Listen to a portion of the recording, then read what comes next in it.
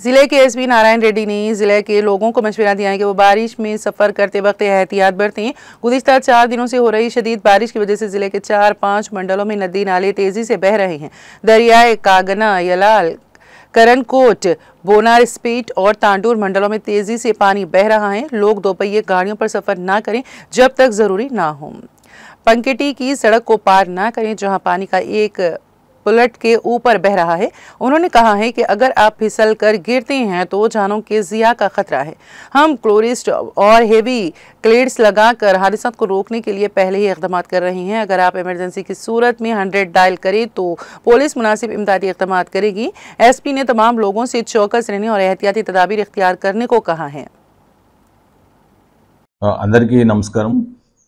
వికారాబాద్ జిల్లాలో గత 4 రోజుల నుంచి వర్షాలు ఎడతెరిపి లేకుండా పడుతున్నాయి.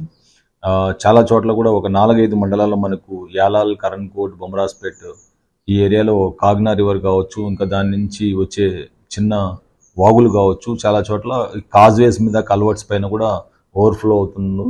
అండ్ చాలా చోట్ల పోలీసు వారు విలేజ్ సెక్రటరీస్తో అండ్ మిగతా వాళ్ళతో కూడా కోఆర్డినేట్ చేసుకుంటూ ఎప్పుడైతే ఓవర్ఫ్లో అవుతున్నాయో ఆ సమయంలో 2 సైడ్లు కూడా బ్యారికేడ్స్ పెట్టుకొని ప్రజలు రాకపోకలు ఆపేస్తున్నాము.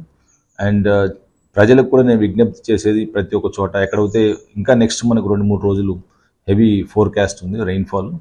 సో కాబట్టి ఈ రెయిన్ఫాల్ ఎక్కువగా ఉన్నప్పుడు దయచేసి వాళ్ళు ఇంట్లోంచి 2 వీలర్స్ మీద, కాజ్వేస్ మీద, కల్వర్ట్స్ మీద వెళ్ళొద్దు. ఎక్కడైతే even 1/2 feet and above overflow అవుతున్నా కూడా, ఎందుకంటే స్కిడ్ అయినప్పుడు వాళ్ళు పడిపోతే చాలా వేగంగా ఈ వాగులు అనేది వస్తుంటాయి.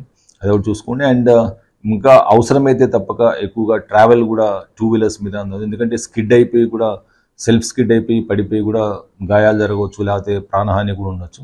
కాబట్టి ప్రజలందరూ ఎక్కడ ఓవర్ఫ్లో ఉన్నా కూడా మీరు ఇమీడియట్గా 100 డైల్ కాల్ చేసినట్టయితే మా పోలీసు వారు అక్కడికి ఇమీడియట్గా వచ్చి ఆ 2 సైడ్లు కూడా కాజ్వేకు బ్లాక్ చేసి రాకపోకల్లో అక్కడ స్టాప్ చేయడం జరుగుతుంది.